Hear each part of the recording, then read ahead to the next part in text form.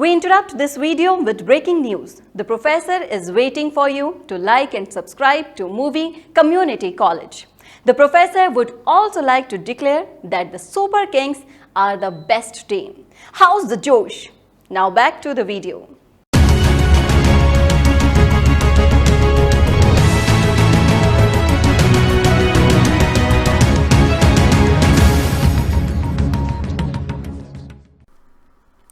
Namaskaram. Hello. Greetings, one and all. As you can see with my hat, I am running for office. I would like to be the official Bharat YouTube inspector, ensuring that all videos are free of anti-Hinduism phobia. I think that would be a very good position. I think I would serve my Indian brothers and sisters well, because I love you. And I'd like you to like and subscribe. I have a video here. This channel is called Upword, and I would say they're fairly new, and I've reacted to several of their videos, and I think you know, we get this comment a lot. Why isn't your channel bigger? Like, I watch Jabby, I watch Our Stupid Reactions, I watch these other channels. You should have a lot more subscribers. And I think the reason is twofold. Number one, we're older. Me and the Warrior Queen are older, so we don't get into like the hijinks, the swearing, the vileness that maybe you hear at other places. That's number one. And number two, we cover topics like this that, you know, I think if you're a young liberal dude or dudette, it's like, man, it's the news. You know, when I was 18, did I really care what was going on in the news or American culture? No. What I cared about was getting my drink on. What's up? What's up? Anyways, that's not why we're here. So, set India's temple free. This is from Deepak. And again, this is Upward. And I will put a link in there. I forgot the last video I did. I don't mean any disrespect to Upwards. They do great stuff. Oh, hey, real quick before I get this. Festival of Bharat. They want me to speak at Festival of Bharat. They got an email from them. They said they're doing India, then they're going to the UK, then the USA. Hey, I'm wearing my, I don't know if you guys can see that, my Sedonuts. It's my Sedona Donut Shop t-shirt. Sedonuts. Yeah, right.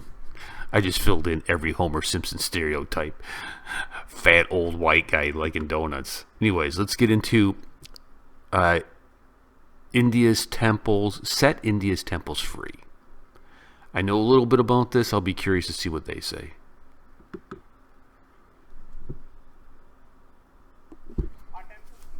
Our temples do not belong to us. I am not being rhetorical here. This is a statement of fact.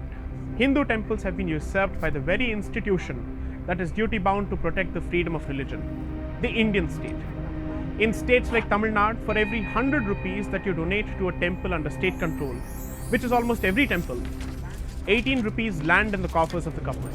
Effectively, Hindus pay a religious tax, a kind of jizya, for donating money to religious causes dear to them. Remember that the next time you visit a temple. However, that's not all. Bear with me a few minutes more. The story of the government takeover of temples began in 1925, when the British government passed a legislation that allowed them to interfere in the running of Hindu temples in the Madras Presidency, which included all of the present-day Tamil Nadu and Andhra Pradesh and large parts of current-day Karnataka, Kerala and Odisha. But why 1925? With the active support of missionaries, the so-called self-respect movement in South India had gathered momentum in the decade preceding this legislation. As part of this movement, the Aryan invasion theory had gained significant traction thanks not only to the British but also the proponents of the so-called Dravidian movement, who used this rather wishful theory to vilify all institutions associated with Brahmins, who they imagined to be the descendants of the Aryan invaders. Notwithstanding the completely unscientific basis of their politics, the ideologues of this movement held a great sway in the political climate of the era, and in their endeavor to deprive the Brahmins of the power they allegedly held, namely that of running the affairs of the temples, these social justice warriors of the day ended up destroying the livelihoods of several other groups within the Hindu fold, which had a specific function and a specific place in the temple ecosystem, which consisted of pahalwans, flower sellers, sculptors, performing artists, and so on and so forth.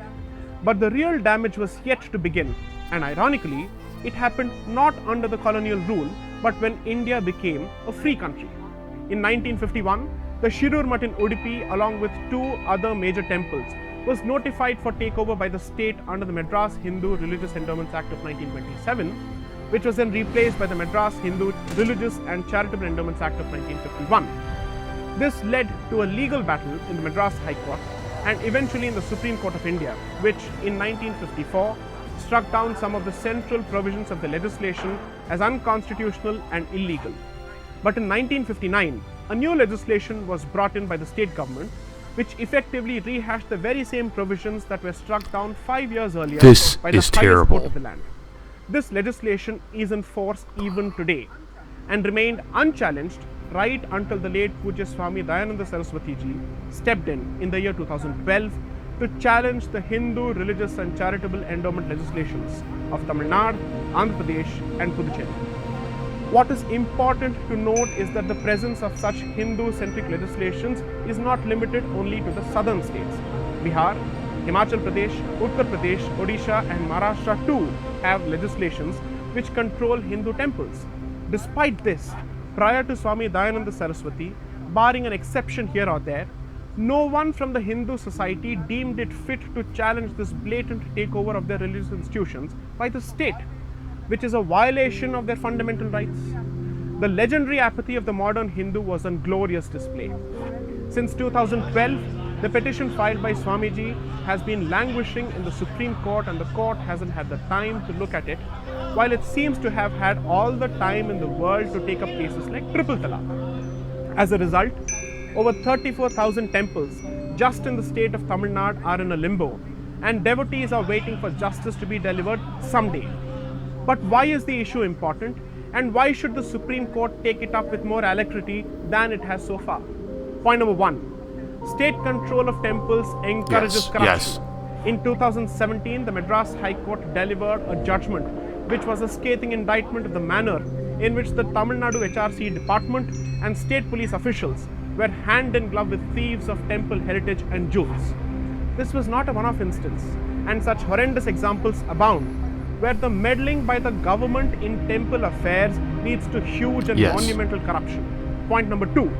State control of temples is inherently discriminatory. India is a secular country, which implies that the state is equally distant from all religions. However, by interfering exclusively in Hindu temples and not in the places of worship of other communities, the state becomes explicitly anti-Hindu in its orientation. Point number 3. State control of temples weakens Hindus collectively. The Devaswam Minister of Kerala took a lead role in the Beef Festival and is presiding over the institutions of that state. It was recently found that close to 40 employees of the Tirupati Devasthanam are non-Hindus, including the top executive who is a Christian. It is inconceivable as to why matters of a certain faith would be allowed to be managed by those who profess a different faith. Also, which non-Hindu religious institution permits a Hindu to preside over its affairs?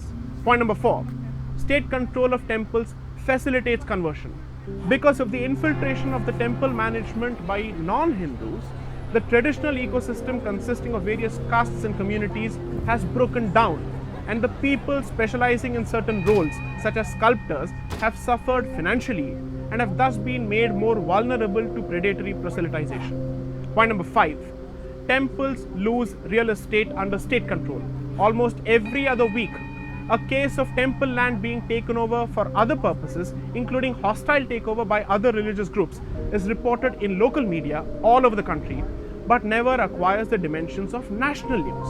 From 1959, at least 47,000 acres of temple land have been alienated from temples of Tamil Nadu alone without so much as a whimper from anyone. Point number 6. State control of temples brings a bad name to Hindus. Many of the temple practices that embarrass well-meaning Hindus, like darshan queues based on payment, are practices introduced and actively sustained by the government without the consent of the community, and Hindus take the blame for it. By imposing itself on the day-to-day functioning of temples, the state has ended up smothering the cultural life of India and thus has alienated Indians from their own roots. Temples have been made subservient to the state on the pretext of corruption in the traditional management structures consisting of members of local Hindu communities. While one may grant the benefit of the doubt to the state's intentions, it is pertinent to ask the following questions. Once the state has set the house in order, what prevents it from exiting? What is the reasonable duration for which the state may be temporarily allowed to take over the management of a given temple? Most importantly, is corruption limited only to Hindu institutions? After all, the church owns vast tracts of prime agricultural land in India, and corruption in its dealings is not unheard of. Why then are temples singled out in such a shameless manner? The temple happens to be the first choice for an average Hindu in spiritual and religious matters. The temple is the nerve center of the Hindu society and identity, whether it is in terms of upliftment of the poor, education, culture, arts, or plain community strengthening. By taking over temples, the state has paralyzed the Hindu society. Temples in the long run will play a pivotal role in forging a sense of civilizational unity. All the resources required for a cultural resurgence of Bharat lie with the temples, and the temple in turn is in the hands of the state. The state needs to exit now. I am Sai Deepak, mentor of the legal team at Indie Collective for Upword. That was an outstanding video. Most of Christianity that you see in India is Catholic. I am not Catholic. I am a different sect of Christianity. I have about as much in common with Catholics as Sikhs do with Muslims. Maybe we look the same, but completely different ideologies, completely different. Even a different Jesus, even a different God. Understand the mistake. Understand the mislabeling. Absolutely. If this was in America and my church, my temple was underneath government control, I know what would happen here. There would be an armed revolt. There would be a civil war breaking out. This is not acceptable. This is a move by corrupt people to strip Hinduism out of the Indian society and make you secular. They don't want you to be Hindu. They want you to be like everybody else. Here is the cookie cutter. Fit in it and conform or else. Completely ridiculous. And again, I am Christian. I am a devotee of Jesus Christ. And what my concern is the stripping away of the culture. I saw it here. They did it to us in America. They stripped away the American culture of Christianity. You know what we got? We got a nation going to hell in a handbasket. And oh, by the way, we're out of handbaskets.